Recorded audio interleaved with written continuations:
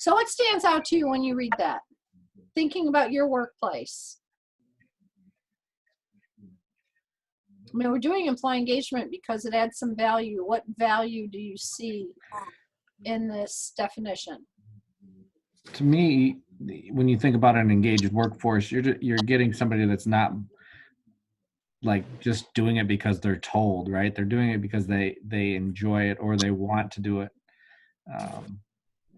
It is an important aspect to any business is how well how good your employees feel about being a part of it.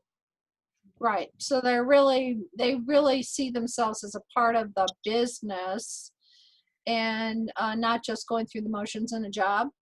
Mm-hmm. Yeah. Anything else you see there? How about something you see there that's not normally on your radar in terms of, I got to make sure I do this?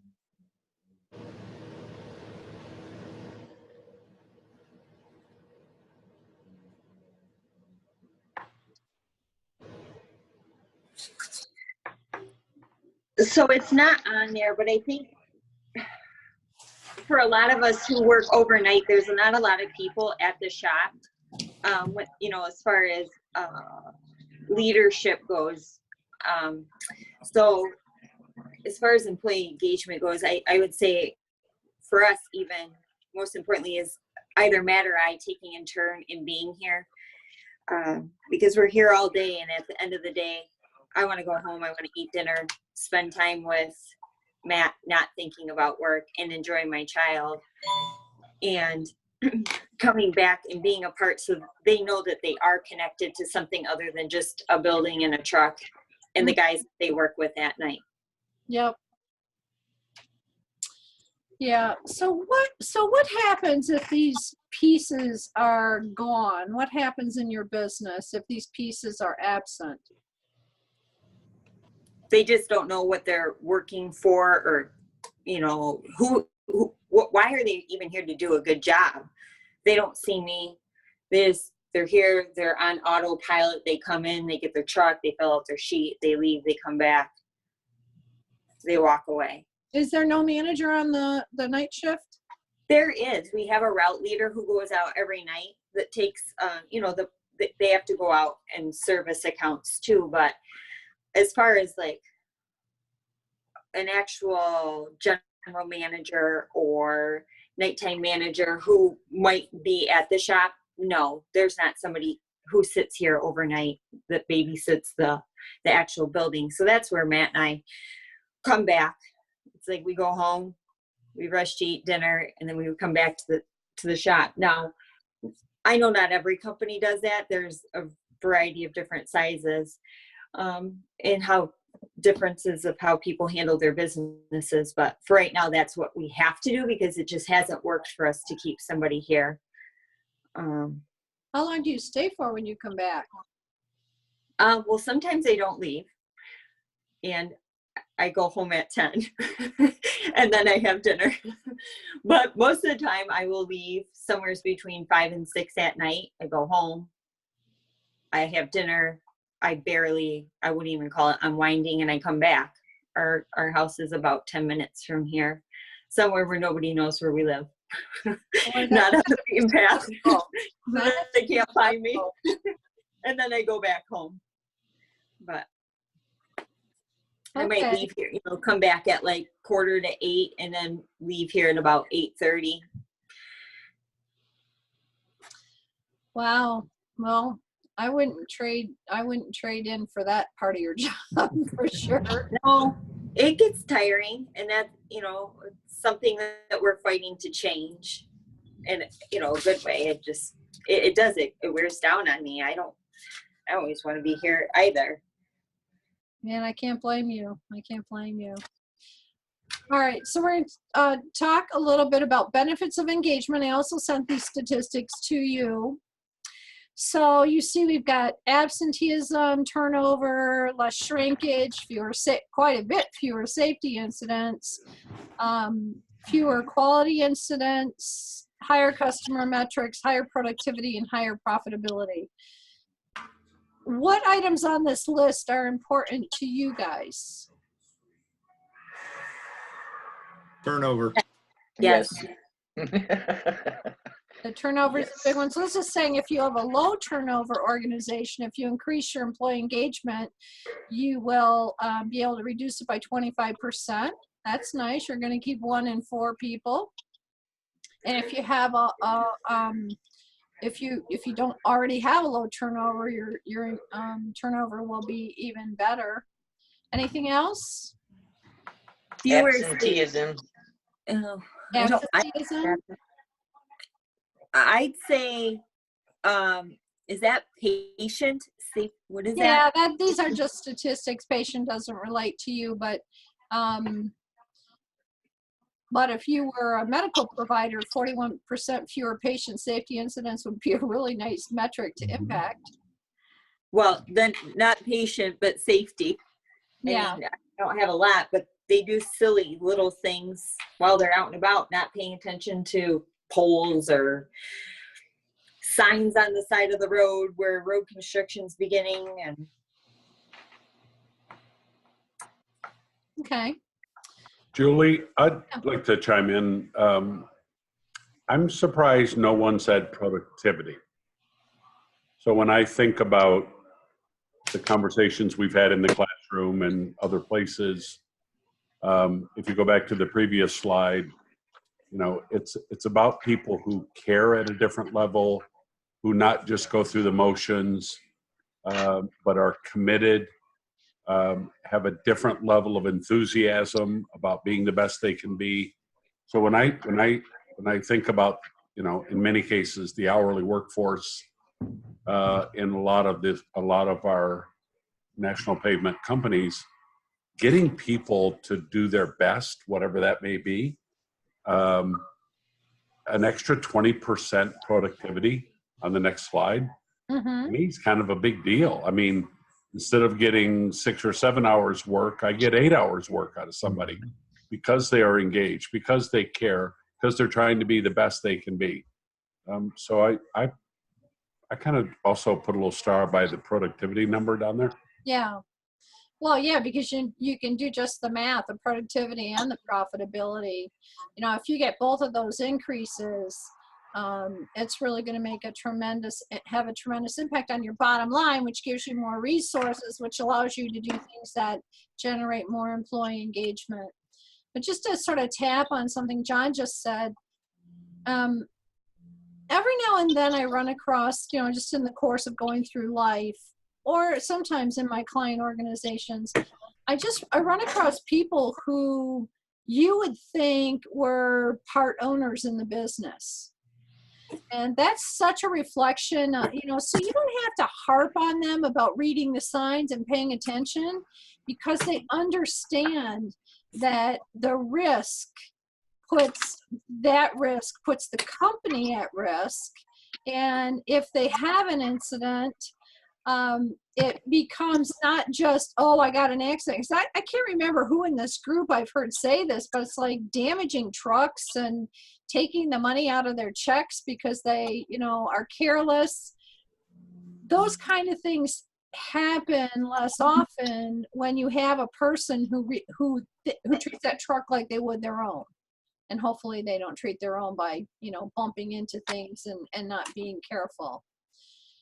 So all of these metrics, I think, are ultimately important to your business. You want to make sure the quality that your people are delivering is good, and you're not on the job with them. So how do you know if their quality isn't good? well, we have our route leaders, that's another part of their job, where they go out and they quality check sites, and not every driver runs the same route every night. So we have different routes, 7 different routes, and I have drivers alternate on routes so they hold themselves more accountable. And inevitably, if they're not doing their job, they end up kind of working themselves out of a job, which does lend over to the turnover rate. But if not everybody's pulling in their weight, you know, not everybody wants to clean up somebody else's mess. So they apply, you know, a little pressure, a little friendly competition. And then Matt and I go out and site check too. We know people everywhere. So, hey, I'll call a friend or a family member. Hey, are you going to be in this town today? Yeah. Or, hey, when you're in that town, can you swing by and shoot me some pictures of that job site? Especially when I have 2-hour windshield time in one direction away from my shop. I don't have time to drive that far, 2 hours one way, 2 hours back. So, oh, you're going to be in that area. Hey, can you shoot me some pictures? They don't care. I mean, maybe they do, but it's, hey, I'll get you lunch next time. You know, they never feel, you know. Right, they do it as a favor. But Yeah. the people who you have, who you pay to go check up on other folks, sometimes we don't ask the question, what could we do with the resources we spend on those people doing quality checks if we could trust our people to do the work as if they're owners? It's a big opportunity, isn't it? I mean, you don't have any customer instances. I'm sure that if your team really does a bad job, you hear from your customers, right? Yes. Yeah. So what would be possible in your business if you could achieve some of these metrics? That's what this whole session is about. I'm going to move you. So I want to share with you 4 things, and I'll send you this this PowerPoint as well as the recording.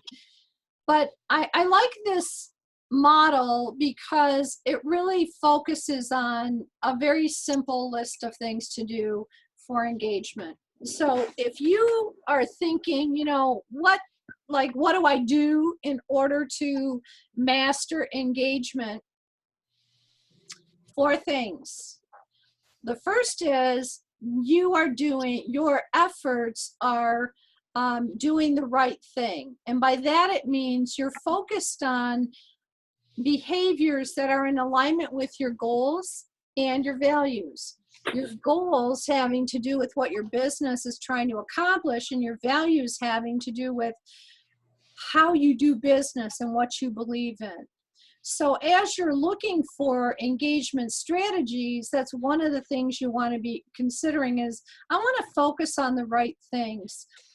Gallup did some research, and one of the things that it talks about is the importance, and this was a huge research study, and they talked about the importance of a person's direct supervisor in relation to performance and whether or not people stay with the company.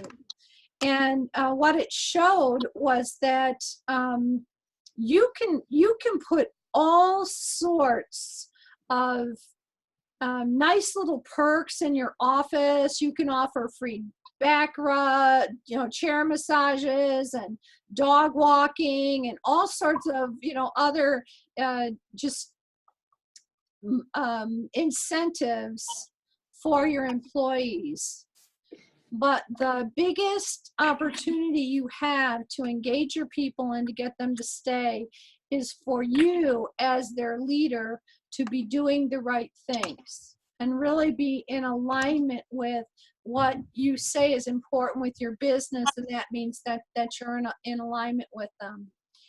The next thing has to do with timing and doing it at the right time. So being thoughtful about when the best opportunity to strike with an engagement initiative or activity is really important, because you can pick the right thing but execute it at the wrong time, and it can be misunderstood or just simply ineffective. So when is it needed and when is it appropriate? So if you're thinking about, I want to do something to engage my night crew, as Stephanie just said, I want to increase engagement with my night crew. What might be some things that you'd want to process around, when would be the right time to do this for them?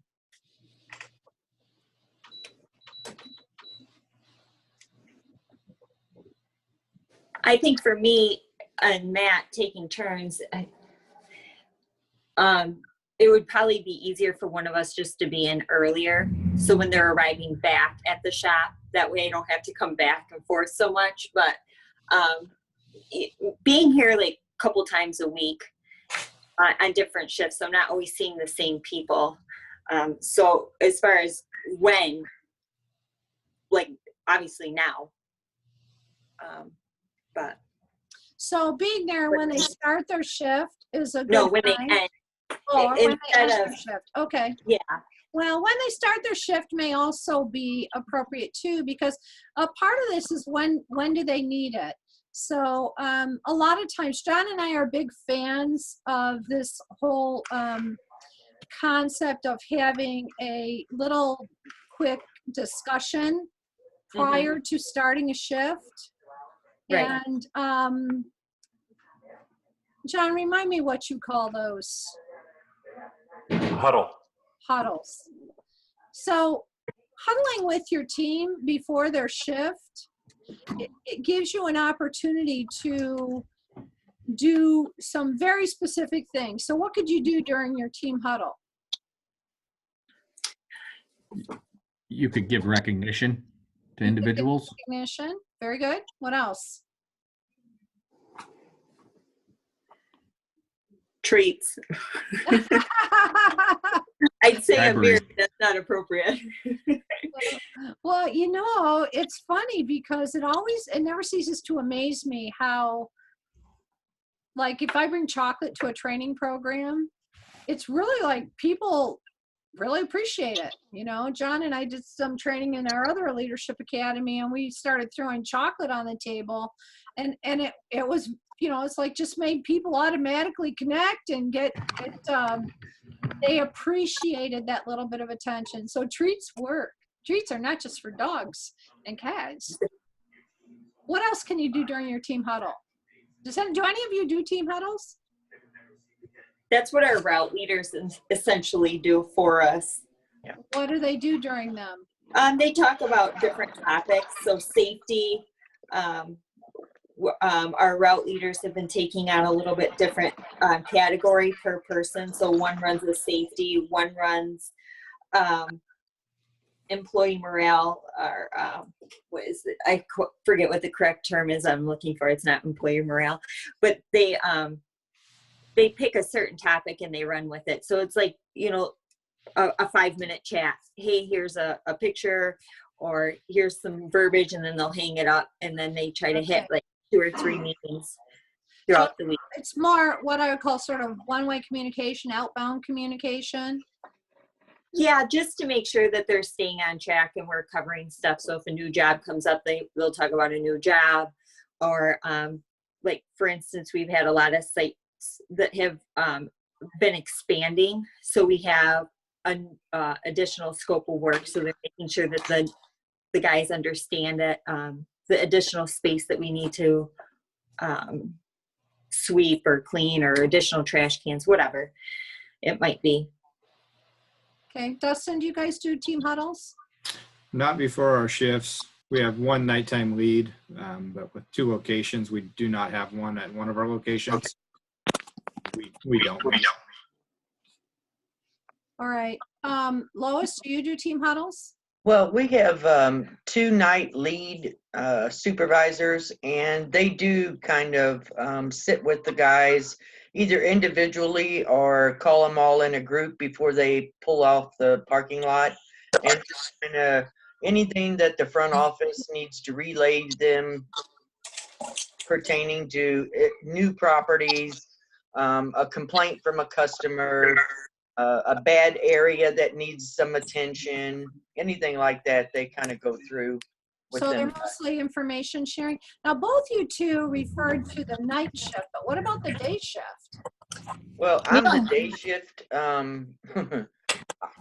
operations manager, so I do mine individually because the various times that everybody starts is I could never get all of them together at once. Okay. And throughout the day, I also, especially on new properties and stuff that I'm having the guys do, I'll either stop by during the day or I'll call and make sure that they understand everything, everything's going good. If there is problems, then I go on site. I look for myself and try to get it reconciled. Okay. John, I'm actually going to have you talk about team huddles as soon as I talk to Jameis. So do you want to make that comment now or when I?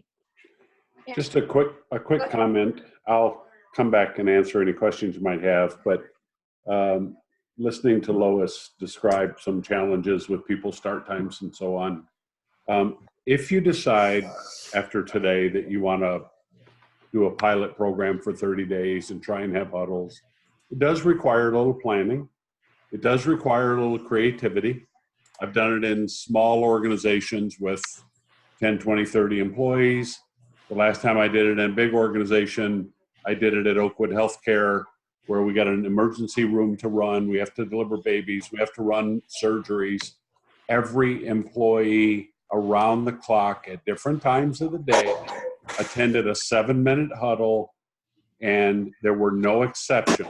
You were offsite at another location, you went to their huddle. It was an expectation starting with the CEO. So if we can deliver babies and run the ER and the operating rooms, I'm going to suggest that with a little bit of work and a little bit of creativity in anybody on this call, you could find a way to do a huddle if it was really important to you without time constraints being an impossible challenge. Yeah, or shift start and end times. What I really like about what you said was this was not like, oh, this would be a good idea. It was an important business decision. So you go back to the first thing we have on our list here of doing the right thing and aligning with your company goals and visions. In the organization John was talking about, the hospital, that was just in alignment with their goals and what they valued. So it was a necessary thing, the same way that punching in and out on your time clock would be appropriate, or pre-launch checklists would be appropriate. It was a standard operating procedure. I have a question.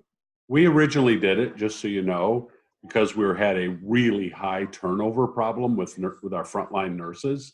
I mean, about an $8 million a year problem. So it was not a casual, let's try it and see if we can make it work. It was very intentional. It was one of the 8 or 9 things we did to really connect with our employees and keep them informed of what's going on in the business today. So it was very intentional. Okay. Jameis, you said you do team huddles?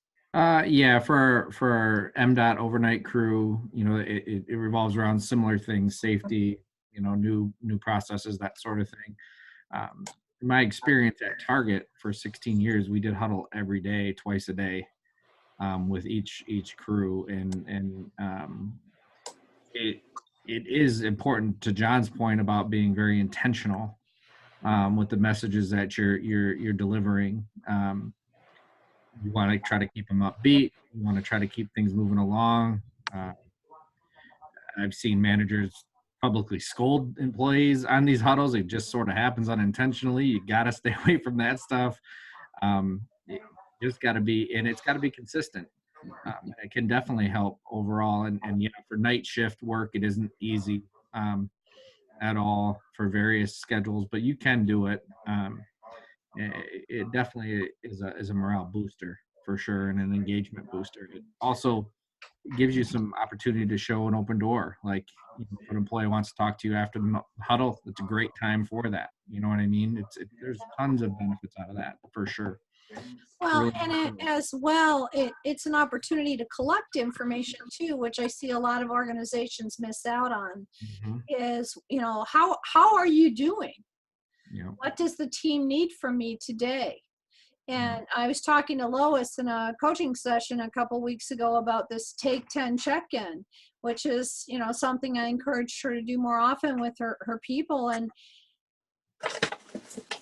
in most organizations that I've worked in, I've not seen a consistent habit of having a leader touch base once a day or even once a week and sometimes once a month. And in 100% of the crisis projects we work on, this doesn't happen. But if you just walk up to someone eyeball to eyeball and you say, hey, Lois, I want to check in with you. How are you doing? And I listen to her answer, and then I say, how do you think the team is doing? And I listen to her and I say, how can I support you? I've just given Lois something that she's not used to getting. And if you want some low-hanging fruit, I think that finding a way to make that kind of one-on-one personal connection really pays off, especially if you have someone who you're afraid of losing, or someone who is new to the company. A lot of companies, I just heard this on the radio the other day, that a number of people that are leaving their jobs in this marketplace just to take another job because they can, because we haven't always had a marketplace where it was that easy to jump from job to job. The number has just hit this astronomical proportion of people who are doing that. And one of the ways that you can help prevent that is by asking these questions and letting people know you care and finding out what's really not happy within your workplace, because you won't get the information when people can just have an option to go and jump ship and go elsewhere. I have a question. Yeah. So with these huddles, is it better to do, is it going to be just as beneficial if it's just one-on-one, or is it the group process that gets everybody on board with stuff? Well, I think they both have advantages and disadvantages. Sometimes you'll hear things when you ask how you're doing. You know, if you have a group of people, it may be the same people that answer, and your quiet folks may be less inclined to answer. So I think there's a real advantage to doing it one-on-one, and I think there are advantages to doing it as a team, because sometimes people won't speak up if someone else isn't speaking up too. So I think there are benefits to doing it both ways. Obviously, time economy is a consideration, but for me, the number one piece of advice I would give you is just do it. If you have to do it one-on-one, if you have to do it in groups, just do it. Because what do you think the number one reason is why people say they don't do team huddles? The time. They don't have time. Yeah. And that always fascinates John and I, because we spend so much time coaching people who spend most of their time doing rework, finishing their employees' work, and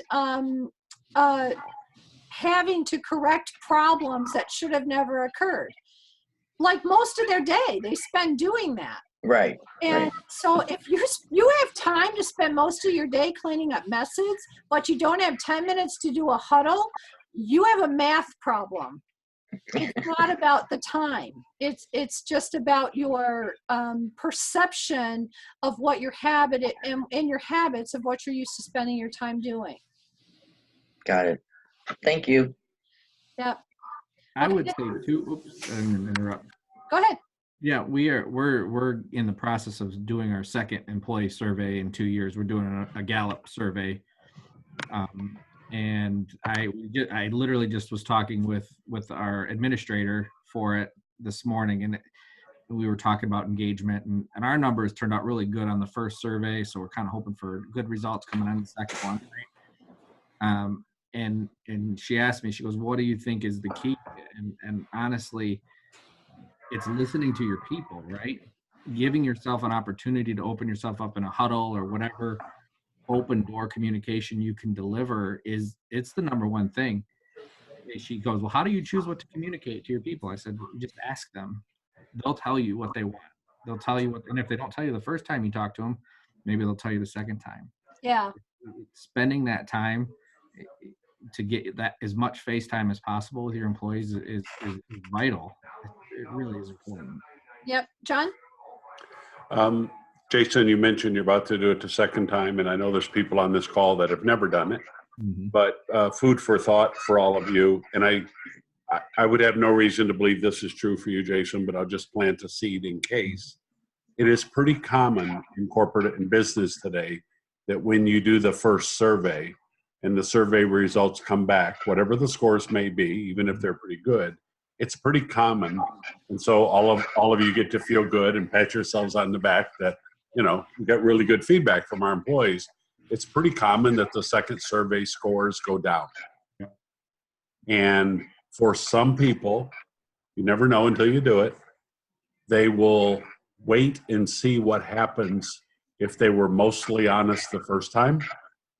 And if nobody got fired and there was no retribution and, you know, anything they might have been worried about didn't happen, and now they feel like they can really be honest, then sometimes the second scores can actually go down a little bit Mhm. because, and if that happens, you are probably now have a better baseline to measure going forward when people are really honest. Yep. Yeah. And I have no idea if that's going to happen to you, but it is pretty common in business. Well, I've seen it. Again, we used to do surveys through Target. It was that way. We'd go into a store and do an employee survey. The first one was always somewhat good.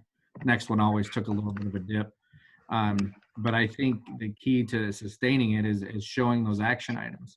Showing your team what you've done from their feedback is really, really important. And Yep. you know, we've consistently done that over the 2 years, and we'll kind of push it home a little bit more so going into this next survey.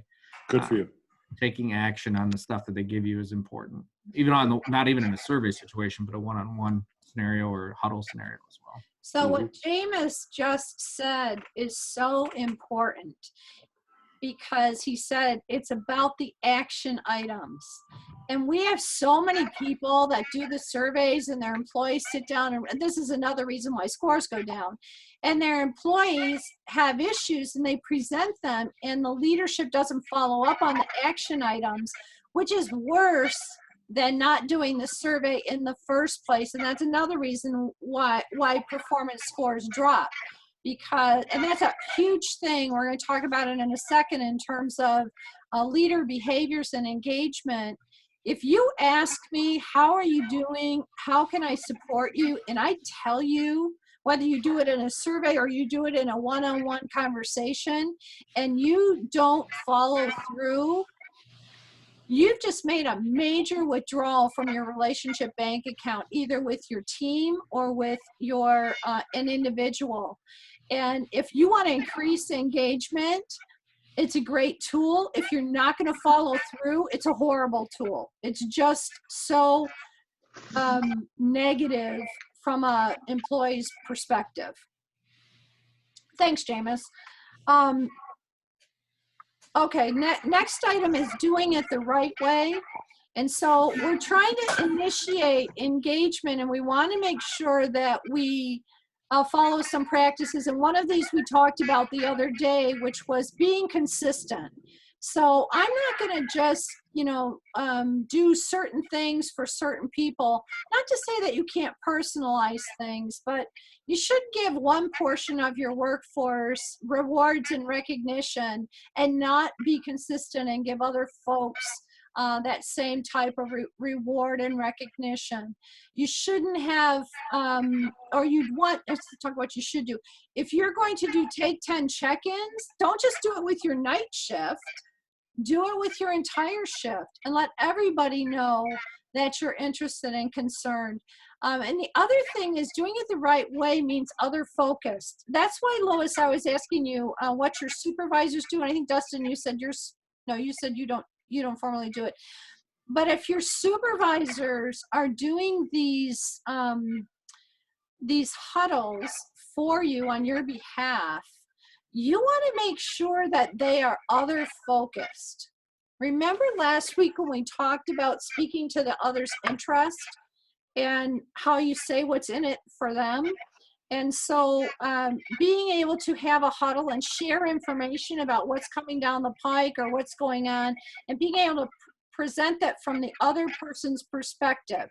So if you're talking about safety, you want to make sure that when you present safety, you present it to me. What's in it for me to attend to safety?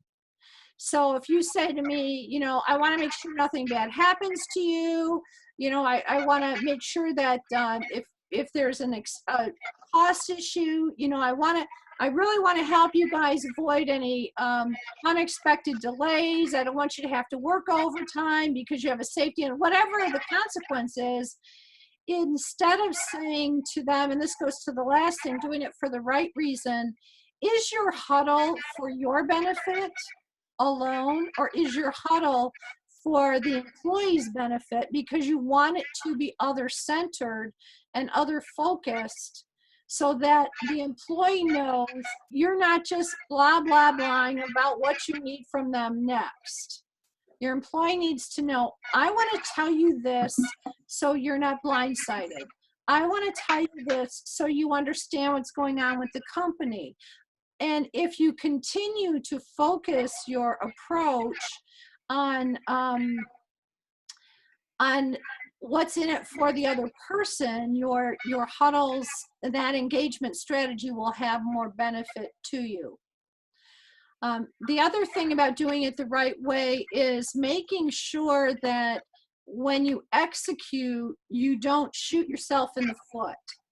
One of the things that I've seen happen with some of my clients is that they will join team meetings, you know, like senior leaders will come and they'll join the team meeting because the employees are feeling like the senior leadership isn't connected to them or not adding in, you know, doesn't know what's going on or whatever. And I'll sit in the room with them sometimes and they'll come to the meeting will start at 9, they'll show up at 9:15, so they show up late. They nag everybody to be on time and then they show up late. And then they'll pull their computer out and work on other work while they're observing this team meeting or participating in this meeting. So doing it the right way means to be mindful of, you know, sort of, if you're going to join a team meeting, then be all in, be interested, be engaged, because if you're disengaged, you are not going to manifest engagement by just being there. You need to physically and mentally show up in that experience. And so the last thing right here is doing whatever it is you're doing for the right reason. So if you have an engagement strategy that you're implementing, you want to make sure that you're doing it to increase commitment, not to increase compliance. Because compliance activities, I've never met an employee who said to me, boy, I hope when my boss comes in today, she gives me a whole bunch of rules that I have to follow or I'm going to get in trouble. This doesn't stir people's commitment and engagement. What you want to be doing is, how can I use this to grow my employees' commitment to the organization? So if you can just remember 4 rights: right thing, right time, right way, and right reason, you can help you check your work. And I would encourage you, when you get this recording, I would encourage you to take this list and look at what you're trying right now to do to engage people and see how those activities that you're engaged in, do they pass the 4 rights checklist? John, anything you want to say before I move on from this? You're on mute. I believe I have the right author. I think it's Robert Cooper.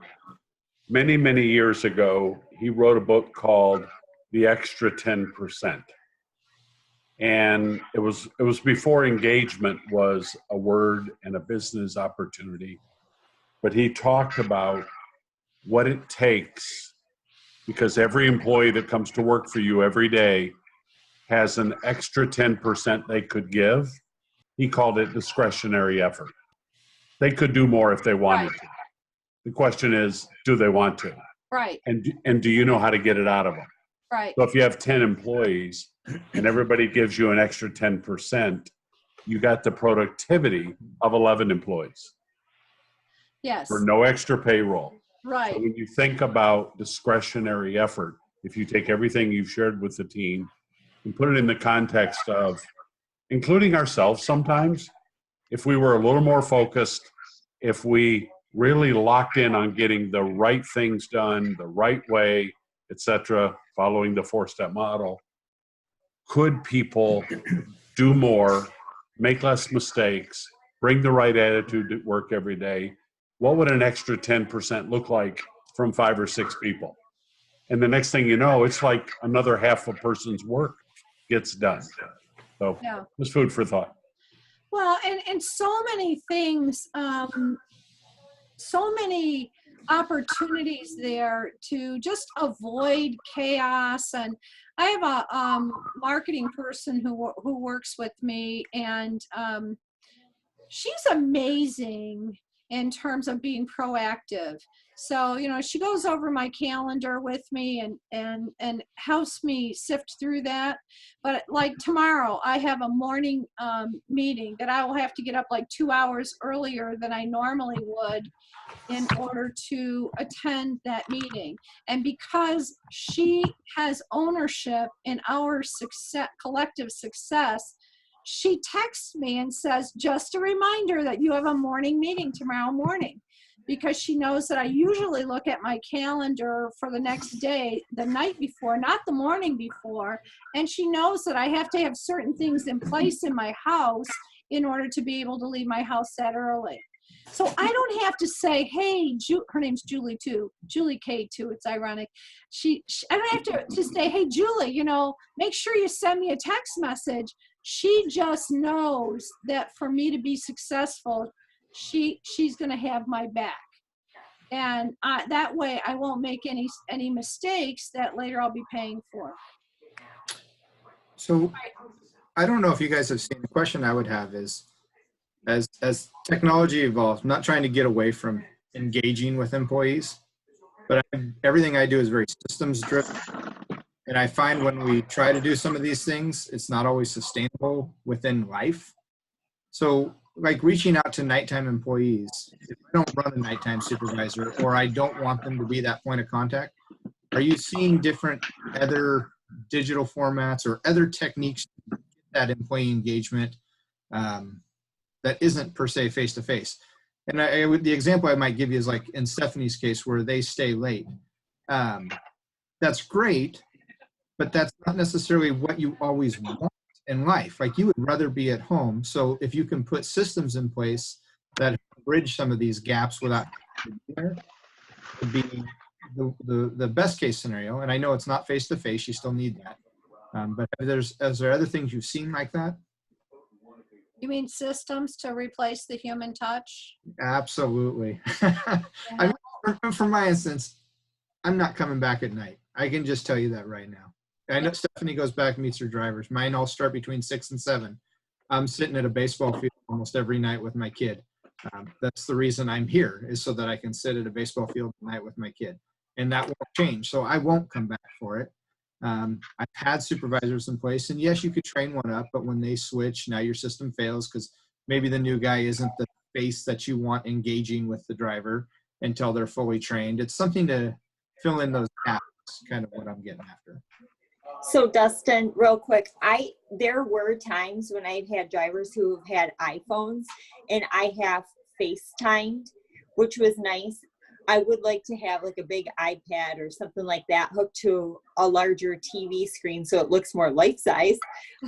So when I do call in, you know, I can see everybody and they can see me and I can do it from my home. Is it me physically in front of them? No. Am I physically there and they can see me? Yes. And that would save me the time where I'm not 20 minutes on the road from my house and there, because I'll be honest, I dread coming back in. It's not that I don't want to spend the time with my employees, but dang it, I'm tired. I want to go home. I want to be home. I have invested a lot of time because I've invested my time during the day, done my running around for work and so on and so forth. It's not that I don't want to give them that piece of me, but if I could just always do it like that, it would make my life a lot more simple. And then let's be real. If I go to NPE, Sweeper Summit, any of those, they don't have to know where I am. I don't tell them when I'm going to those things anyways, because they always get a little sideways when I do go out of town. It would just make it easier for me. And then to always have that other person trained would be great too, where they can fill in sometimes when I need to have a gap filled in. Yeah. And I know it's an excuse for not spending the time. But again, it's about quality of life, and that's why we do what we do. And you know, you Right. look at I agree. Carl Barton loves going back, but he's got some sick, disturbed. He does. He loves sleeping industry so much. I don't want to spend my nights doing that. So I'm trying to find not just a replacement, but other ways to help fill in the gaps when it doesn't happen. So a couple thoughts. One is these huddles are not the only engagement strategy. We're going to talk about other things that you can do in the context of your work to engage your people, but connecting one-on-one or within groups. And actually, you know, I don't know if you probably don't remember the very first time we met, I showed you a continuum, and it talked about different levels of employee performance. You know, poor performance, excellent performance, and mediocre performance. And, you know, I asked you, like, where do your employees fall on this scale? And yours answer was pretty much the same as the other leaders I've asked in your at your level, which is most of my people fall somewhere between acceptable and excellent. But most of my people do not fall on excellent. And so then the next thing was, what is your behavior doing? Is it driving poor performance? Is it having no impact? Or is it driving excellence? So Dustin, I think that, I don't know if the answer is to use technology. I don't know what the answer is. It's probably some combination of things, but here's what you need to know. Best case scenario, if you don't have any regular direct communication through some means, through some sort, with your team members who are working on your night shift, because it goes outside your paradigm of, you know, and I respect, you know, I don't want to work after, you know, at the end of the day either. So I have to have something to compensate for that. And that becomes your opportunity there, is to say, since I don't physically see these folks and I don't come back, what am I going to do? How am I going to connect with them? Because people that do not feel a connection to their leader do not feel a connection to their organization. And those are the people who are most vulnerable to leave the company or to be lower performers. And I completely agree. My day crew I connect with every day, at least Monday through Friday. And those relationships are great. Open door, come talk to me as long as you want. And see a huge difference between my day crew and my night crew and their engagement. So I totally agree it works. It's just figuring out how to make it work at night. And They have a supervisor what do you mean, during day or night? at night? We have an on-call person that they go to for help, but I would not call him a supervisor. Okay. We just don't have that.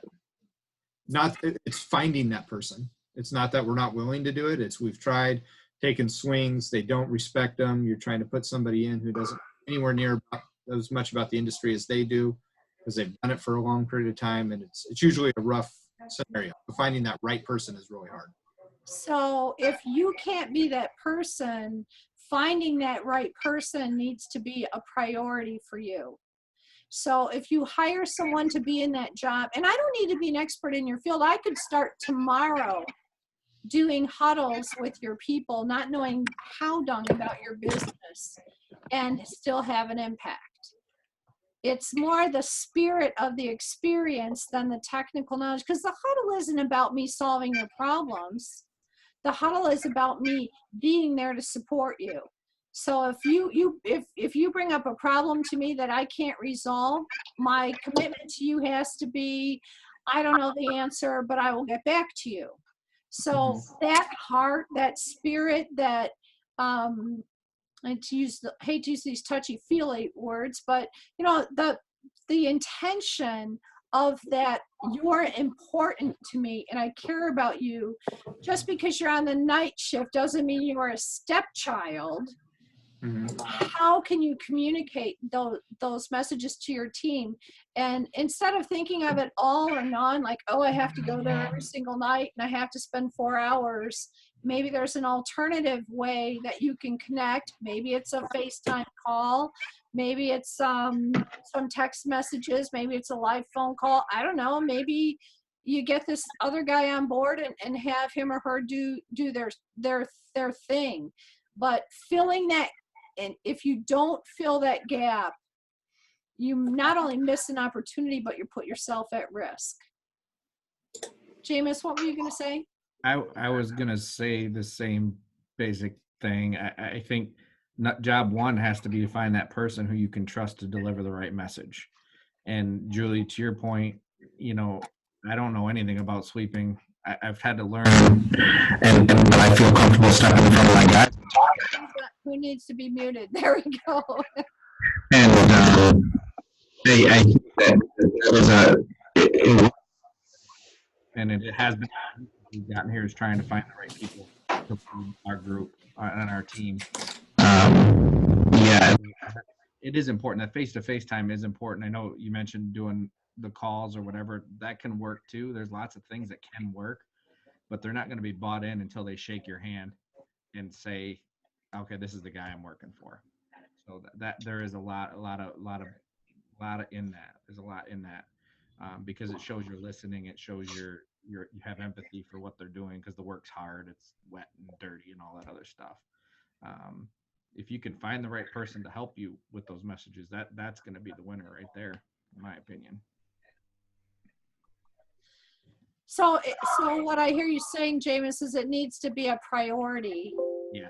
For the leader. And you know, Lois and I, just when we had this conversation the other day, I said, hey, you know, the first couple weeks, you want to connect with them every single day.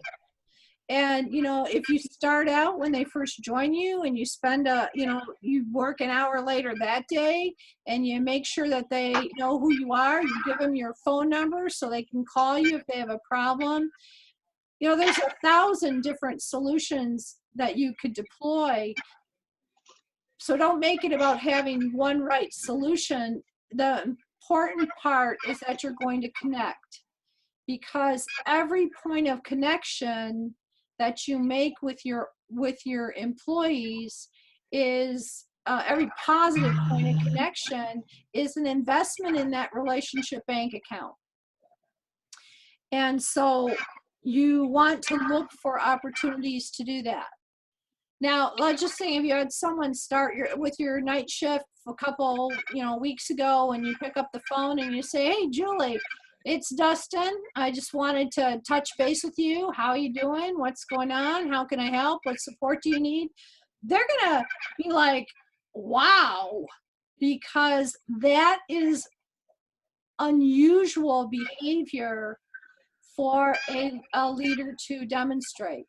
And it really does make a difference. John and I, this project we worked on last year, we sat down and interviewed the employees who had been there a long time, because we wanted to find out what kind of employees should we be looking for? What do these people like about the company? And one of the things that they spoke about was, and this was just glaringly clear, although the leaders were not very sophisticated in their leadership skills, they actually, none of them had been trained. They were all former line workers who got promoted because they were committed line workers and willing to work the hours a supervisor had to work. But one of the things that their employees said when I interviewed them was they noticed that when their leaders had shift huddles, shift change conversations, and they talked about, this machine's been down or moving slow or quality issues or, whatever happened during the day, which is normal change of information. They would also say things like, oh, by the way, Dustin's son was in a car accident today, and I just wanted to let you know that. And then the other shift leaders would reach out to Dustin and say, hey, Dustin, I heard your, son was in a car accident. I just wanted to let you know you guys are in my prayers, or whatever it is they would say. But you get what I'm saying? When you come up and you're in an hourly job and you have many different options for working, and someone is reaching out to you and saying, I care about you, and I'm sorry that you're in this situation, and if I can help, let me know. It's a game changer, because it's really hard for people to leave companies that people feel aligned with, that people feel affiliated with. And I'm sure John and I talked to you about this whole job and how they, paid $9.65 an hour as a starting wage, and Wendy's was paying $11 an hour. It was just, there weren't very many motivators from what they offered as a package. So what kept people there for 5, 6, 7, 10 years was this feeling that the company leadership cared about them. And what caused people to leave during the time that John and I were working there was this feeling that their leaders didn't care about them. Because when I started running their first 2-week orientation program and line training, I spent 3 days with these folks. I knew them intimately during that 3 days.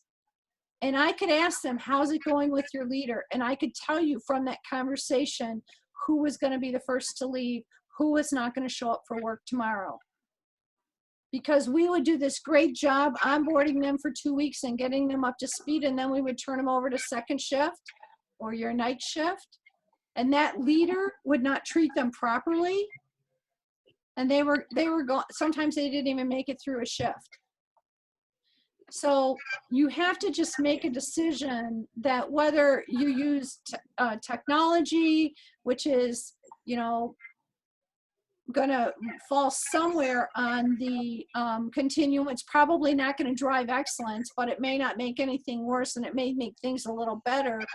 Or whether you use some combination of strategies, you got to just make it a priority if you want to see that shift perform more like your day shift. It's not different people. It's just different work experiences. Is that fair to say, Lois? Yes. Yes. Okay, I gave you guys this book, and we'll be talking about this book when we have our next live session. But you can find information in this book about building employee engagement. But these are 5 of the things that are really important for individual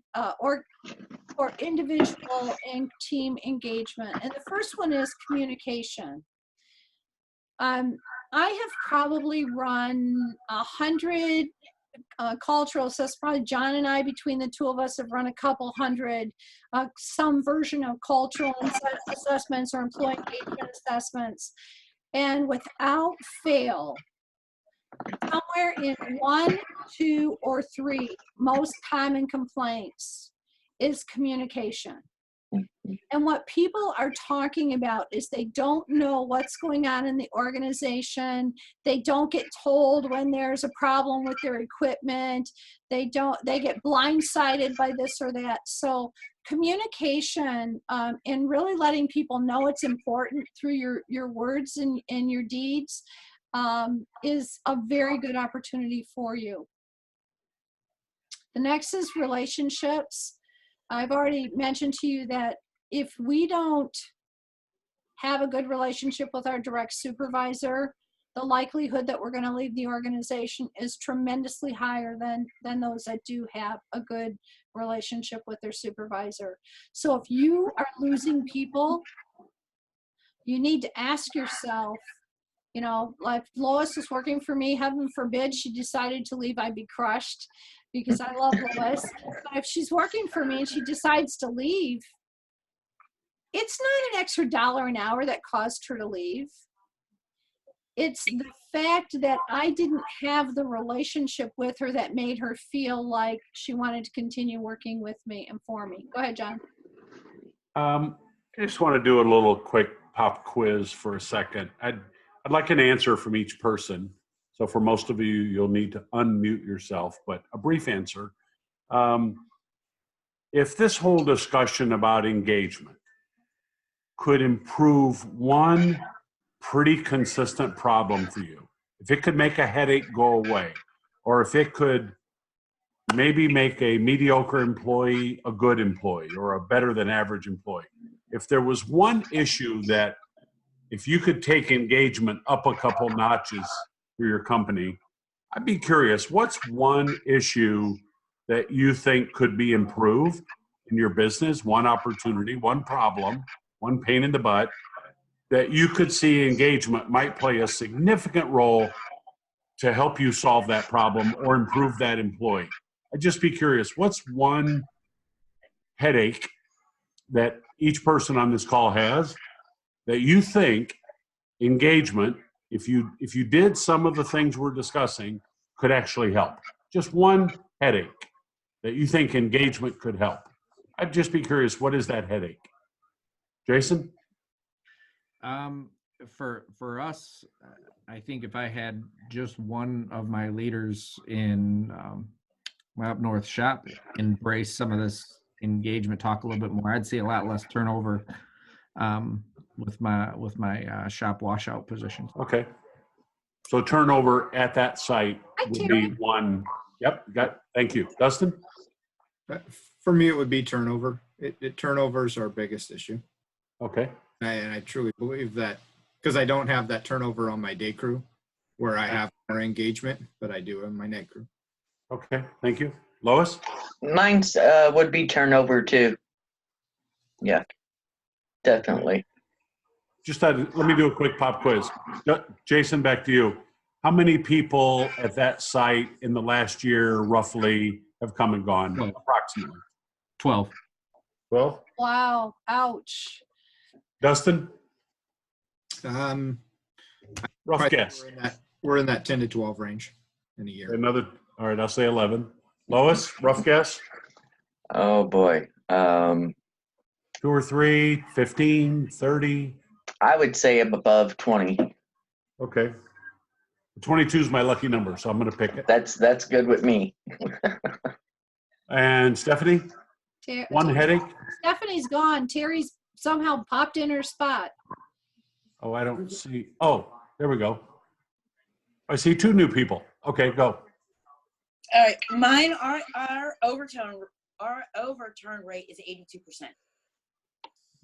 That is a high overturn rate. And then the question. Nice. I didn't know you were here. There we go. Now you see everyone. Isaac, hey. The question that you asked before about what's the one thing, it would One be headache. quality. The one big headache would be their quality of work, because they have the attitude, if they don't care, why should I care? Got it. So Okay, the thank quality you. of work is important. Got it. Okay. And last but not least, I'd say, one headache. Boy, if we could make this headache go away.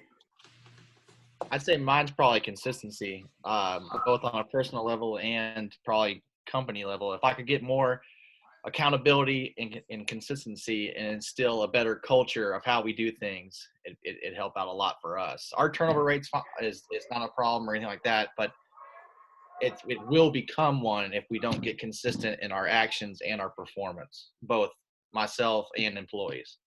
Okay. Okay. Thank you. All right. Thank you. Okay. Sorry, Julie. I just Oh, needed no, that's a good conversation. Isaac, I didn't know you were here because I only thought there were the 4 people on the line, so I apologize to the 3 of you for not including you. Isaac, what one thing would you like to change in your, what one thing could you impact in your business? And you're muted right now, Isaac. He said consistency, becoming more consistent. Isaac? Yeah. I think that was me, maybe.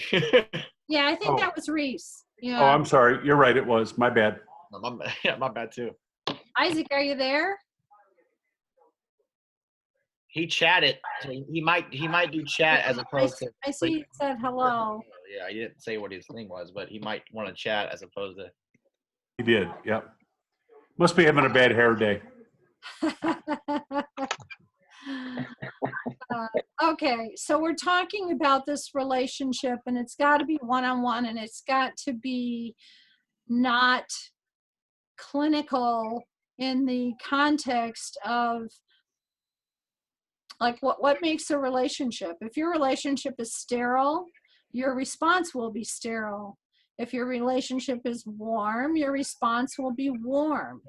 So managing that whole relationship is really important. And the next thing that we talk about is the concept of empowerment. And how many of you know what we mean when we say empowerment? Someone tell me how you would define that. Lifting someone up, making them feel as if they're doing good. I'm giving them resources to be better. Okay. Verbal or whatever, whichever, however it could go. Okay. Other thoughts? So I think it's a little bit broader than that. Dustin ended up, or not Dustin, Isaac ended up saying something in chat about Oh, what. Isaac said, got to figure out how to turn on my mic. Commitment is a headache, and I've been facing willingness to put in the long hours. Okay, Isaac, down in the lower left corner, once you see the toolbar, down in the lower left corner, you will see a microphone. If you have a red line through it, it means that you're muted, but I have you unmuted, so I can't explain that. Reese is my IT guy. He's gonna be able to help He's going on and off. He's not muted anymore. He knows where it's at. I guess it's just not. He just chatted again too. He says, "Be right back. I gotta reset." Okay, all right. I guess we'll go on with the what's empowerment. Okay. So empowerment is about letting your people have enough opportunity to make decisions and to take action without controlling or micromanaging them. I had an event last week where I canceled a subscription that I had with a business for a service that I was sold and should never have been sold to me because I'm not the target audience, and someone wanted to make their money, and so they sold me this service. And when I canceled it, I had to pay $150 a month for 3 months as my cancellation penalty. And I knew that when I signed on. And I'm talking to this guy, and he says, you know, Julie, why are you upset? And I said, I'm upset because you guys should have never sold me this system. It's way beyond my business. It's been totally useless. I've never been able to use it. And I said, and I am willing to turn it off right now, because they said, oh, you got 3 more months. And maybe I said, no, I don't need 3 more months. Turn it off. And I wanted this person on the phone with me whose job it was to ensure my customer satisfaction. I wanted this person to say, okay, I will credit you back half of your money. That was my request. And he says, well, I have to talk to my boss before I can make a, well, what's, you know, 150 plus 75, $225. Now this is a big, huge company. They do business with Fortune 100 companies, and they sold me a product that they would sell to them. My bad too for buying it. But he couldn't even make that decision. His job is to please me, and he couldn't make that decision because he wasn't empowered by his leadership. And ironically, I asked for his boss's name, and I contacted his boss. His boss, a senior manager, could not authorize a $225 credit. You see how crazy that is? And I said to him, look, I'm not going to tell you guys the name of the company, but I'll tell you, Jameis, because you might concur. They do invoices. They do expense report automation. And I said, you know, I'm just this little company. but I have a big audience. I have a big reach. Do you really want me walking around talking about how you guys hardballed me for $225? Nobody was empowered to make that decision. So in your space, empowerment means that your people don't have to ask permission for every little thing. It means that your people can make judgment calls within a certain scope where they have the ability to take a reliable risk and make a decision without feeling like they have to check in with you all the time.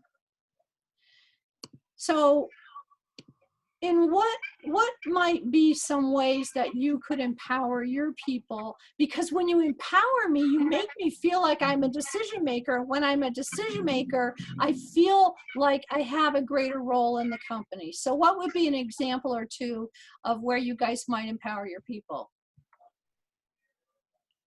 I would say building confidence, letting people know that they may not make always the best judgment call, but at least they did something.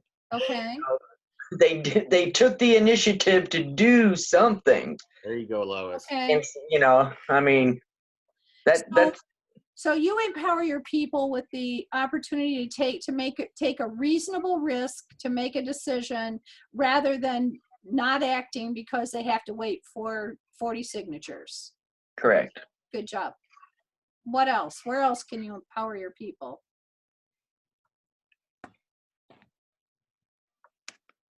Something as simple as choosing the office supplies to order, or making the decision to spend $100 to get the supplies you need to do your job. Mm-hmm. Okay. I almost feel like I could empower people, or maybe all could, by taking a step back every now and then and allowing the employee, kind of what Lois was just saying, to make the decision. And even though I might err on the side of, okay, well, he's not capable of making the decision, can calm that down and leave it up to him to just basically do his job. He knows how to do it. He's been trained how to do it. And if I come in and micromanage, like what you said, and tell him how everything's done and how I would have done it, he's going to feel belittled by it, where I can empower by just saying, listen, go out, do a good job, and do what you know how to do. Exactly. That's We try. Go Oh, ahead. sorry. I try to make sure they understand that making no decision is worse than making a wrong decision. And I think what I do myself is make sure I don't put them in a position where they can make a wrong decision that hurts us significantly. So Right. they're put in a position where they should make decisions, and making no decision is the wrong decision. And I tell them that over and over and over again. I would rather you make a mistake that I can help correct and teach you than make no decision because I can't do anything then. So that's the first part of the equation, is you tell them to do it. And the second part of the equation is you follow through. So the next thing on the list is leader habits, that you follow through and you don't beat them up because they made that mistake. In fact, you acknowledge them for, as Lois said, that you value the risk that they took in order to do the right thing. And sometimes I'm imagining your people get on jobs and something unusual happens, and that they have an opportunity to correct. So making sure that they understand what power is available to them, and that they pursue that power by doing whatever it is that they can in that given moment. Say they show up for a job. I don't know enough about the logistics of your business, but say their route is supposed to go A, B, C, D, and they learn some information that says they need to change the route up because customer A, is not available, then to be able to negotiate something like that with the client or the customer, rather than having to go to you or wait on the phone or tell the customer there's nothing I can do. the more empowerment you find opportunity to deliver, the more your people are going to feel like owners of your business. The more you micromanage and have little rules, the less that'll work. Now, was someone on this call the person who was talking about dress code with their people? Someone I had a conversation about dress code, and that they had a person who was wearing sweatpants and they wanted them to, was it someone in this group right here? No? Well, do you guys have dress codes? Yes. Yeah. So do you ever have people who don't follow them? Yes. And then what happens? Well, what we do is we bring it to their attention. If it's not corrected after so many, hey, you're wearing sweatpants again, you're not supposed to be wearing sweatpants. We have a bonus incentive program that if you wear the proper clothing to work, you are entitled to a bonus. If you do not wear the proper attire to work, every time it'll be deducted off of your bonus. Okay. So that's a compliance. That's not really, I guess it's a motivator for the people who want to match the dress code, and it's a compliance issue for people who don't. There's an opportunity, even with something like dress code, there is an opportunity for you to help people make, I mean, unless you have uniforms. Do any of you like wear formal uniforms? No? no. Okay. So I had a client, actually it was a bariatric surgery center. So their employees were nurses, doctors, people who registered new patients, people who marketed to new patients, and they had a really rigid dress code. And it was, they had a lack of compliance on it. It just pissed people off. And so when we did we took everybody through this orientation training, and I said, if you want more compliance with your dress code, why don't you educate your people and then let them make decisions about it? Because I mean, it was really, ridiculous. The specific length long your nails could be, and the specific color of eyeshadow you could wear, and it was ridiculous. And what we did in the training session was my co-trainer and I, after lunch, we came back with, I was dressed in a formal attire and she was dressed like a biker chick. And so we just, came in dressed like this in the morning session, and we came back after lunch in these costumes. And people were laughing and rolling their eyes. And we asked them, what is it you see? What is it you notice? Why are you laughing? I said, well, you're inappropriate and you're inappropriate. And so they knew inappropriate. Okay, so they can get it. They've just proven that they've got this intelligence. And so then we had them do an activity, and we had them go through magazines and find someone who you'd be happy to take home to your mom. Find someone you'd never want to operate on your partner. Find someone who looks like they're really high, with all these different things. And they cut them out, and then they present. They had a lot of fun doing it. And then at the end of that, we just asked them, can we agree that there are things that help people feel confident about receiving a very scary medical procedure from a person, or there are looks that would make them feel insecure about that? And they all agreed. And that became their new dress code. Their new dress code was, we totally empowered them to make sure that they made decisions about the way they dressed that supported the company goal of making their patients feel safe, confident, and secure that they were in good hands. And they all got it. And they never had all these compliance issues again after that. So sometimes there are just opportunities that we can use to educate our people so that they can make reasonable decisions rather than trying to constrain them into something that we feel is safest for us. And give me 1 second, I want to see what I didn't cover. Oh, here's my favorite one. Would you add accountability to your list as something that will build engagement? Say that one more time. Would you use accountability to build engagement? Is that a tool that you can use for engagement? Absolutely. Jameis says yes. I agree. I agree. Yes. How would you do that? Fair and consistent standards across the board. Okay, having consistent, but how does that make me feel engaged? Knowing that there's a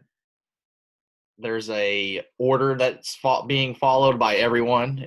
And I mean, if I want to be a part of the company, I need to be engaged in that order or in that process. Okay, You could easily take a top performer way down on your engagement scale if they see that you're not following up on some baseline tactics. okay, Baseline okay. So performance. that's your accountability with them is what we're talking about. How about holding them accountable?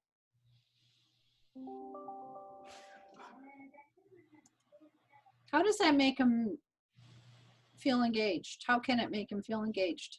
Yeah, well, it depends on what kind of person they are. I mean, if you held them accountable for their actions, and they're the kind of person that doesn't like to be held accountable, they might not be engaged at all and walk off the job. But as long as they have a high, like whatever knowledge of themselves and want to be engaged, they're going to be happy that you're holding them accountable and someone's watching and they are getting corrected or being told good job, bad job, or whatever they're doing. They'll be more engaged because they know they can get feedback. How many of you want to hire people that don't want to be accountable? Show of hands. Oh, wait, nobody's raising their hand. Yeah, I'll start my video so you can see that Because I can't see your hand otherwise. We want to hire accountable people. We Julie. want to hire people who are want to be accountable. Yeah. So some of this turnover issue that you guys are experiencing, I don't know all the facts, but I can pretty much tell you a part of it is the result of hiring people out of desperation or Yes. not spending the time or having the system that you need to do that. Yes. That's what causes a tremendous amount of turnover. So do you know what the job description is? Do you have your values in line? Are you interviewing and hiring against that job description, against your values, against your job fit or culture? Those things will help you with that. And accountability should be something that you consider when you're exploring their past work history. And if you don't know how to do that, feel free to pick my brain, and I'll send you some examples of good questions that will help you get to that answer in your interviews. But accountability for me and my experience has been one of the most profoundly effective engagement tools that I've used. John and I have talked about scorecards, and scorecards are basically just what's the metric, what is it that it's your job to impact, and getting that data on that scorecard either once a day or once a week or once a month. I like it every day or at least every week. So when we have this scorecard, it tells us how we're doing. And when that scorecard is managed constructively, it tells me how what I'm doing is impacting the greater business. So I don't know if I told you about this before, but I know that we've told you a lot of things, so I'll share this with you. I used to implement a quality program for a restaurant company. And my job was to go in and to get every team on payroll aligned with impacting the bottom line. Because I went into their fine restaurants and at that time, this is a long time ago, where the average guest check was about $22.13 an hour. or I mean, a person who walked in the door. So doing all the math, per person who walked in the door, they were bringing in $22.13. And I would ask the teams from dishwashers to general managers, how much, and the general managers could answer this, dishwashers couldn't, how much of that money do you think Uncle Chuck is putting in his pocket? Uncle Chuck owned the company. It blew me away. They would say $22. So all but 13 cents. Some would say, you know, $19. And I would ask them, they had low engagement because nobody was operating. Everybody was assuming that the company was doing great because it was a ritzy restaurant. Obviously not that ritzy at $22.13, but for them it was ritzy. What would you say if I told you that this restaurant loses almost $4 per person that walks in the door? They were shell-shocked. Well, how could that be? Let's take a look at what your team is doing that's impacting that loss, because employees who wash dishes or even employees who wait table or tend bar, they don't know about food costs. They don't know about cost of goods. They don't know about labor cost. So, for example, we sat down with the dishwashers and we brainstormed. What are the things that you impact? These are all the things you impact. How much silverware gets thrown away, the amount of water we use, the efficiency, and we had them come up with their own action plan for reducing that $4 loss. Every department in those restaurants had their scorecard, which was updated weekly and was posted on, you could see servers, bartenders, hosts and hostesses, busboys, dishwashers, management team. Everybody had their own projects and their own scorecards. It was amazing how fast we turned that loss into the black. Sometimes it took as little as 3 months. That's engagement. That's using accountability. And you know what? Nobody ever thought, the dishwasher or the servers come back and they take a plate and they scrape the food off and they throw it in the dishwasher window. They were throwing away a couple hundred cocktail forks a week. Nobody thought about it. It's just a cocktail fork, which you multiply $3.15 times a couple hundred per week. There's a big loss there. So using accountability through scorecards is a huge engagement factor. And I'll tell you what, if you have employees, like I think Reese said, what if they don't want to be accountable? If you have employees that you're not holding accountable because you need a body, you're shooting yourself in the foot. Jameis, it's right in HR. It's a fundamental practice. You are better off to find a way to get that job done another way than to get creative, than to hire a person who is not accountable. Detrimental. Yes, and if you don't recognize that not holding people accountable doesn't make them feel good about themselves, it doesn't make them feel good about the company. They don't like you more because you let them off the hook and you treat them like a slacker loser who's not worthy of doing their job right. So where would be a place where you guys could be better at holding people accountable? What goes on in your world that you could do better in that regard? Terry, I didn't get to call on you because I didn't even know you were here, although I was really worried because I thought if Terry doesn't show up, something bad happened to her. So what's a place where you feel like you can hold your people more accountable? As simple as their paperwork. Just as simple as their paperwork, because it does affect everybody in the company. It kind of trickles down.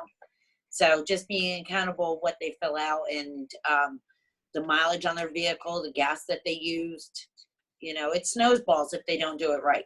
Yeah. So what is the consequence and what does the snowball look like? If they don't fill out the paperwork right, then we're not taking a true reading of our fuels that we have. Also the wear and tear on the vehicle, if they're not filling out if there's any problems with the vehicles. So it's what's hard on the mechanic. What's the consequence if you don't have the correct information? Like, what if you don't have the correct fuel information?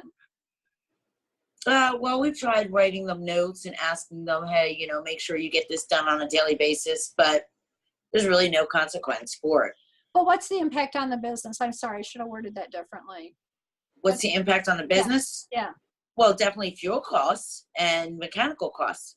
And if the office has to go out and check a vehicle, see what the mileage is or something, that's time that we're not working on the things that we need to work on. Okay. Yeah, time at the mechanic's not fixing the problem itself. And instead of having it done at 8 in the morning or having it start at 8 in the morning, now it's not getting started until 2 in the afternoon, or wasted money, downtime and wasted money. So that's a perfect opportunity, Terry, because you said you try to implement consequences, it's not working. So having a meeting and educating them on, like, this is how it's hurting our business. Now, it's really interesting is, and people are always amazed when I tell them this, when I was meeting with these groups of people and I was saying, let's work harder to not do this, to not waste all this money, because what's going to happen if your company keeps losing money? What happens is, pardon me? Lois, what'd you say? Close the doors. You close the doors, right? So people who like their company don't want to see the doors closed. People who've worked there for a while, they're invested in it, they don't want to see the doors closed. And as well, the other company that we just worked on, when they started being more profitable, they were able to have more profit sharing and offer more things that their employees wanted that they couldn't have. So if you can communicate, Terry, to your employees the impact on the business, like do the math and find out, you know, how many hours are being wasted by downtime because of poor performing, how many you know, mistakes in paperwork are causing how many hours of wasted labor. And you can challenge your team to improve the paperwork of accuracy and measure these metrics. Now you've just kind of created a game for them. You can even put it in an app if you want, pretty easily. So you've just given them a motivation. You've taken it from a rule to an opportunity to do something kind of cool, which is not waste. So you figure out what your carrot is, and there's always a carrot available. You just got to be creative sometimes. You figure out what your carrot is, and then you create the baseline, the data for what you want to measure, and then you just say, you know, hey, we want to, if we do X, Y, and Z, we reduce downtime of equipment, we reduce, you know, unneeded repairs, whatever the other impacts are, and we're going to measure all of those. If you guys can reduce those things, we will have more money for X. We will have more job security. We will be able to promote another, whatever it is that they want. And then you say, how can we improve that? They're going to come to you and say, well, we could do a better job on our paperwork. Because they'll figure that out. You know, I didn't have to tell the dishwashers, stop running half-loaded racks of dishes through the dishwasher. I just said, these are the things that you impact. You impact our electric bill, you impact our water bill, you impact our supply bill. How can you do that? They came up with all these wonderful solutions, and because they came up with them, they were engaged in fixing them. And they look forward. On the day when I would come and update the graphs, they were all standing around waiting to see what happened. It's very cool. So going back to John's question, which was, you know, how can you impact your turnover or your productivity or your absenteeism and make your business run better and stop spending all the money it costs you to have that waste by building engagement. This is a strategic tool. You know, we've told you before, we reduced the absenteeism by 47% at that plant we worked in. Can you imagine if your absenteeism went down 47%? Life would be better, wouldn't it? Mhm. And all we did was we started measuring it, and we started incentivizing people, not punishing people for the absenteeism. That system was already in place, but it wasn't working. We started incentivizing people for showing up. And that's how we implemented that bonus program. And now the bonus program, which started out as $200 opportunity a month, turned into $400 a month opportunity because they saved so much money when people started coming to work. Julie, not to hijack your session here, but can I ask you a question real quick? Just, Of course. If Have I you can guys- see you, I have to see you, Reese. I don't really believe it's you. I have a Halloween party this weekend, so that's why I had this mustache. So that's why I canceled my video, because I really don't want to show this off right now. Oh, But my question is for everyone that's on here: how many employees do you all have? Just so I can get a perspective of how many people we're managing, and the problems that you all are talking about are the same problems that I'm having. But how many people do you deal with? Like Lois, in your company or with your job, how many employees do you have? Or deal with? On the sweeping side, I'd say 25 to 30, and on the janitorial, about 30, 35. Okay. And then what about you, Jameis? 52. 52. Oh. And Terry? I only have 17 that I can't Okay. handle. Well, There you go, Terry. Isaac, if you can, send in a chat how many you deal with. But yeah, Can you hear I was just curious, as I'm hearing these things, and it's also like the 1-800-SWEEPER thing is a good perspective to have, is what all different types of companies and employees we have. Like I only have 10, so I have 10 people that I have to deal with. So I'm on the smaller side. Jameis, you're in the 50s. Lois, you're in the 40s or whatever, and yeah, Terry, you're high too. So it's interesting to hear. Can We're anybody all having the same problems, but we're different size companies. Yes. yeah. Isaac, it looks like you're teed up to talk. Do you want to try? Is it working? Can anyone hear me? Yeah. Hey, Hi. Hey, how's it going, everybody? Finally we figured can, it out. we can finally hear you. Yes, I'm here. I'm here. Sorry, I'm dealing with a bunch of phone crap at the same time. So, Yeah. I have a whopping 4 people I deal with every day underneath me personally. Okay. And your company? Pro Sweep with Jameis. But Oh. how many? Oh, okay. So you have 52 too. Yeah. So Jameis, you have 52. Okay. Did you say crow's feet? Pro Sweep. Oh, like I don't remember that on any email address. Crow's Please, feet. please I don't tell me there's remember a that. sweeping company called Crow's Feet. Please don't say that. So I wanna play around with this this thought, because this is a live experience that each of you has participated in. It's a common experience we've shared together. And I don't want to do this to call anybody out. It's not my intention. My intention is just to be able to explore this notion of engagement.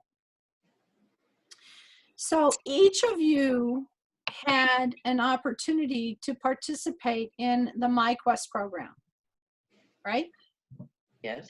And I've mentioned before in my emails that some of you, not you, but some of the team has not gotten past module or mission 2. And some of the team has long ago finished all the missions, and others are in some. Lois, you're finished too, aren't you? Yes. Yes, Jameis?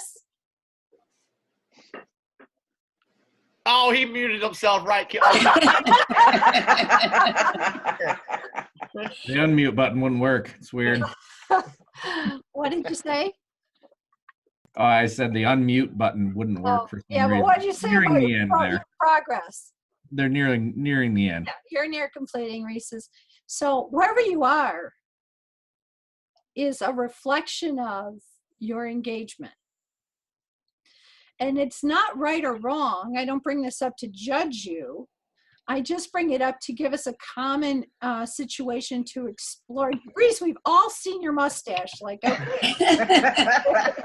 I can't do it. I got no I didn't video. even think it looked weird. That's what's so funny. I didn't even think it looked weird. So for whatever reason, as a team, we had a lot of people that were always like Terry and Lois. You guys were always like in the front of the pack, and not only were you completing the assignments, but you were doing it very thoughtfully and mindfully.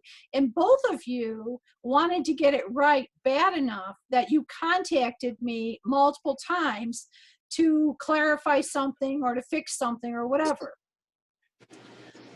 Other people I've reached out to, and they're disengaged with this process, and they're disengaged for another reason. I don't even know, because when I reach out to them, they don't even answer me. It's like crickets. So when we're thinking about engagement, we have to think about what makes Terry engage, what makes Isaac engage, what makes Dustin engage or disengage. And sometimes you're going to have to really find a one-on-one formula. What's the number one reason why people have told me that they were behind on their missions? Time. Did you say Not time? enough time. Yeah, they don't have enough time. So Terry, as I recall, you have a really cushy job, right? You show up about Yes, 10, you I leave have an about 3. easy job. Yeah, and Lois, your time is even more available, right? Oh, Yeah. yeah. Uh-huh. Yeah. Yeah. Yeah.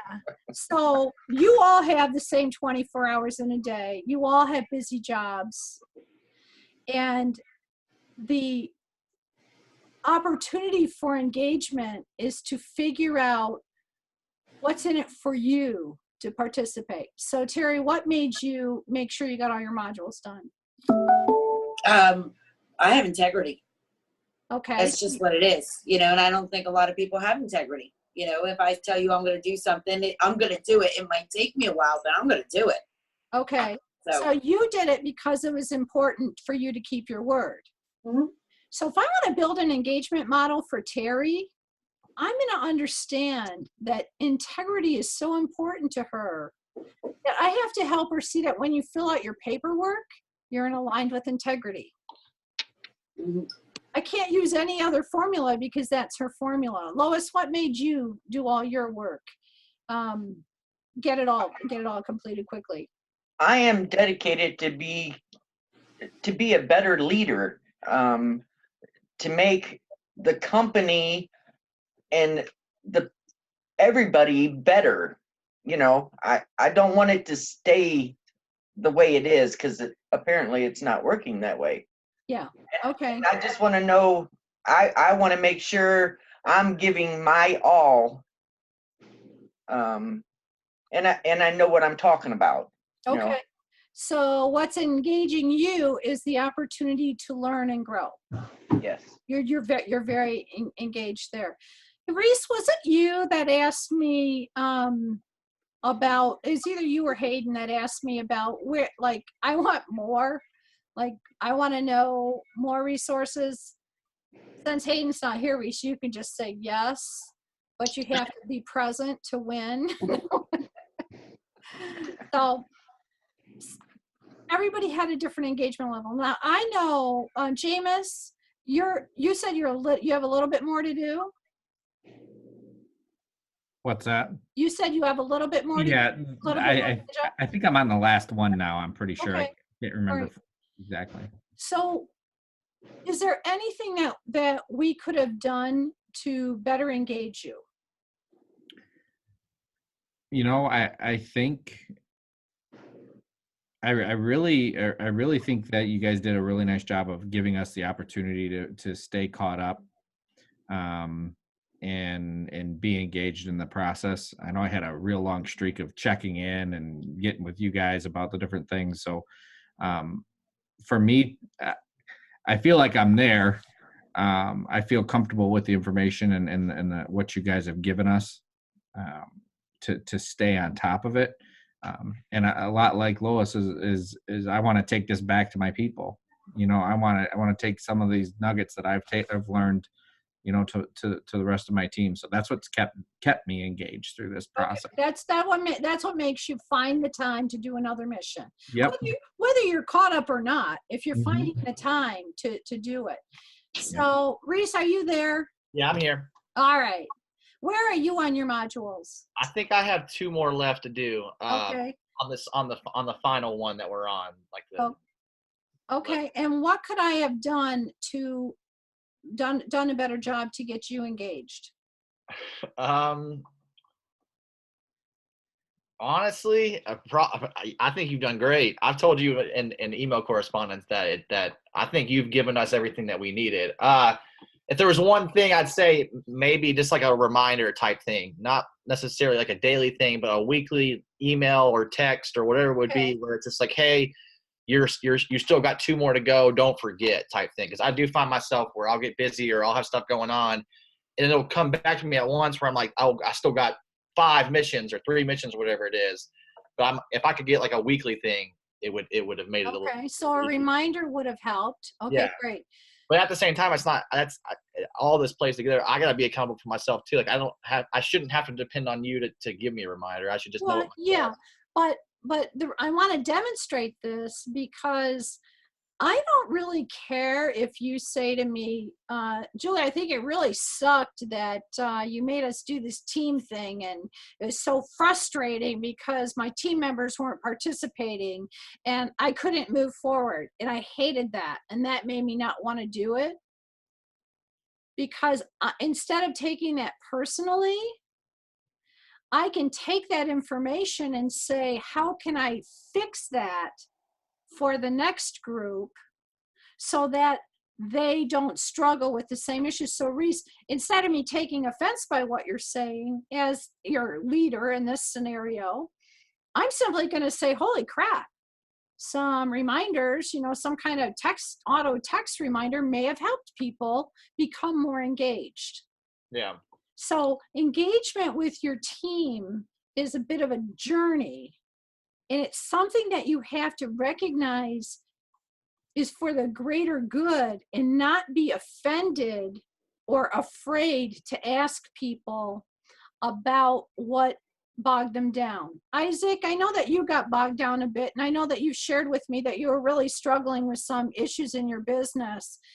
But would you be able to think of one thing that I could have done or we could have done to improve your connection and engagement with the MyQuest program? No, I mean, there's nothing special I can point at. It's like the work ramps up to a level where I'm, the phone's going off from 7 in the morning till 9 at night. And I'm thinking about work a lot when I'm not at work. And it gets to a point where it's like, hey, on my off time,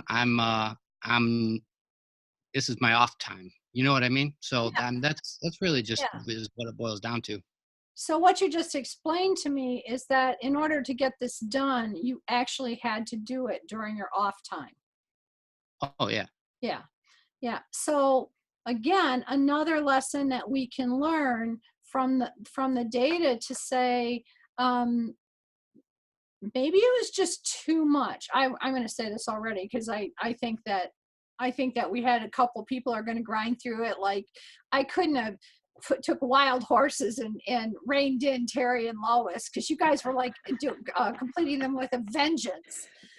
But that's you're at one end of the curve. But for most people, the volume and complexity of information was overwhelming, or for many people in the group. So it's not that they had less time in their day. It's just that it was overwhelming in the context of their world. So as a thought principle for you as you move forward with looking at ways to engage your team, just recognize that the more information you have about why they're not engaged, the more you can tailor your engagement strategies to suit them. Some people, like Reese, wanted a little bit more prompting. Some people didn't want to have to do it on their free time. Some people were not just seeing any value to it at all. And they weren't going to do it because they didn't see any value added in it. Some people were frustrated. So building an engagement formula is a process of educating yourself on what's working for your team and being committed to this continuous improvement process. So if we were to use MyQuest next year, which we're not going to do because of a number of reasons, but if we were to use MyQuest next year, it would be my job to improve engagement by adapting to the needs of the audiences to the best of my ability. Does that make sense? Yes. Okay. Now, do you see how the momentum that you have around your completion of the MyQuest is a reflection of high, moderate, or low engagement? Yes. Because I think if I would have said to Isaac, Isaac, if you get all these modules done, Isaac, thanks for letting me pick on you in advance. If you were to get all of these modules done by the end of October, I'm going to write you a check for $5,000. I'd probably make it happen. you figure it out, right? So now there are some people who say, no, it'd be impossible. Honestly, I physically can't do it. So the $5,000 question is often a good question to be asking when you're trying to come up with an engagement strategy. Like, what's going to flip their switch? Terry, now I know your Achilles. It's integrity. Lois, I know your motivation. And Dustin, I didn't make you talk, but what would have caused you to feel more engaged about MyQuest? You're on mute. Here, hold on, I'll unmute you. Okay, go ahead. I don't know if I'm not engaged. I mean, I feel like the last few weeks I probably could have gotten more in. Just being gone on vacation threw me way off because there was nothing to do in MyQuest. And then when you started sending out what we were going to start doing was like literally the day before I left. Yeah. Really? I'm sitting behind like. Well, I did that on purpose just to frustrate you. So it was, once I came back, it took me a while just to get my feet back underneath me. And then I would say over the last probably 3 weeks or so, I probably could have done more on getting there, but that wasn't necessarily the motivator as much as I only have 2 weeks left. So that's the motivator. So I started. So Dustin doesn't have a compelling internal engagement. So he needs an external strategy to work with him. And that's true. You guys just happen to be, the folks who are struggling in this group, but trust me, there are people struggling a lot more than you are with that. Okay, before we wrap up, I want to ask you, what's the most important thing you've learned about employee engagement today? I'll go. Go ahead, Lois. You have to approach people, ask questions, and listen to what they have to say. After you listen to what they have to say, you have to actually complete something to show them, hey, I do hear you, and I am trying to, accommodate what you're saying. I guess that's recognition, Yeah, well, you're showing them that you take them seriously and that you keep your word. Right. Okay, good, thanks. Jameis, you're next on my screen. Probably for me, it's just preaching FaceTime is the best time. Opening that door, being that leader who people want to work for, and that means investing time, getting to know them. It might not be your first conversation that you break through the wall, but it might be the second. It might be the third. Who knows? Great. Do any of you besides Jameis have an HR person? Me. I am it. So you're a Jane that wears many hats, right? Yes. Okay, but not, I mean, that's basically his job. You're not leading a team that goes out on the road, right? Yeah. It's big difference in terms of what your company can do. Dustin, what's the most important thing you learned today? There is no substitute for FaceTime, and me trying to find a way around that may not work. Good job, Jameis. Yeah. Well, when you get ready to brainstorm that, you should pick Jameis's brains and my brains and the rest of the team's brains, because we could probably help you. Reese? Most important thing probably is, goes back to the question I asked about how many employees we each have, is that we're all in the same boat in some way or another. We all are having the same problems. So it was nice for me to hear that, my biggest problem is consistency, but I sometimes tend to think, I'm the only, why does it always feel like I'm the one that has this problem in this industry or whatever it would be? But to hear, unfortunately it's a bad thing, so I wish I was hearing something better, but to hear that in the industry itself, it's full bore across that everyone has consistency problems. And it's nice to know that I got people I can bounce ideas off of, whether it's getting with HR or any other thing like that too. So having a support system. Yeah, the thing about that consistency is when you have inconsistency, it creates inefficiency. And when you have inefficiency, it creates distraction and crisis. And when you have distraction and crisis, you don't have time to lead, see that vicious circle. Yeah. And so stepping away from it for a while to just create more consistency is a good thing. Yep. And engagement will help you. It really will. If you find a way to say, guys, we're losing a lot of money because all these mistakes or whatever is happening, mistakes are being made and we're doing rework. What are your ideas for improving our consistency? Ask them, don't tell them, and let them come up with the plan, and you will be amazed what happens. Oh, yeah. Terry, what's your takeaway? Mine is what Reese was saying about consistency. Absolutely. I agree. And FaceTime, getting with them and I Okay. think we're always in such a rush too in this industry as well. Yes. Yeah, well, if you're in a rush, they're in a rush. Yeah. They're looking at you thinking, if this is really important, you fix it. Yeah. Mhm. Isaac, what's your takeaway? Seems like the notion that an engaged employee will hold themselves accountable is a good notion. Okay, good, thanks. Dustin? Well, I gave you mine. It was just the whole idea of I'm sorry. I just want to hear it again. Yeah, it was so good. Now it's slower. Go slower. I have to come to realize that it's my personal time. I got to determine how valuable that is.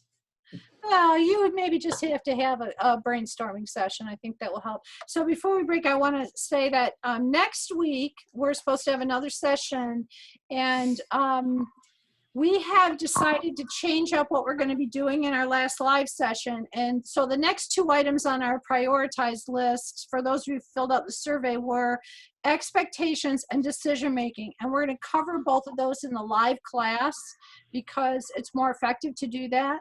So we kind of have an open agenda for next week. And I can either just pick a topic from the list, or we could do practice on your most difficult discussions and go back to the content from last week about challenging discussions and actually do some practice of the challenging discussions. And what conversation you want to have, and we can do that. We can play it out a little bit, and the rest of you can give feedback to each other on what you heard and what you might do differently. Flip of a coin for me. So what flips your switch? I think that sounds good. I think anytime we can all get together and feed off each other is when the most dialogue and most probably learning is going to happen. I mean, obviously the templates that MyQuest has created and that you've created are great, and there's a vast amount of knowledge to be gained from that. But my biggest thing in doing this program was to have access to all you all, to have Lois, Terry, Jameis, Dustin, Isaac, Mike, all of them. Like I said, it's nice to hear what you all think and how you all approach a situation. So Julie, I think that's a perfect idea, is to each of us have something we want to talk about and how we dealt with it, and hear how Jameis would have done it, or how Lois would have done it, or how Julie, you would have done it. I think that'd be a great way to end it. It's like, yeah, I appreciate. Nodding. Terry, what do you think? Absolutely. Okay, Lois? Yep. Sounds good. Awesome. So I will tell you in the outbound email when I send the video, I will say, come prepared with a discussion of a problem or a conversation you want to have, and we won't have any teaching. We'll just go right into that. Great. Dustin, what do you think? I agree. I mean, it'd be Face to nice to, face. Like, we'll do this face to face. there we go. Isaac, you in? Will you come back next week? Yeah, if I'm not in the truck. Awesome. Yeah. Awesome. No. Well, I want to tell you guys, Terry, what? I was going to say, and then we're in Atlanta together the week after. Yeah. We're all together in Atlanta. Yay. Yep. That's gonna be a So big much to part. do. I actually am going to be staying over that night for something that's going on the next day, and I'm really excited to not have to rush out. But I continue to be tremendously blessed by the opportunity to work with you guys. I can't tell you how often I speak of you, always fondly, with my clients and other folks, because I'm super inspired by you and super proud of just how much honesty and integrity and vulnerability you show in your commitment to your journey. So thank you for spending this evening with me. Thank you. Thanks, Julie. Yeah, thank See you next week. Bye, Jameis. Thank you. See y'all. Next week. See you. Bye.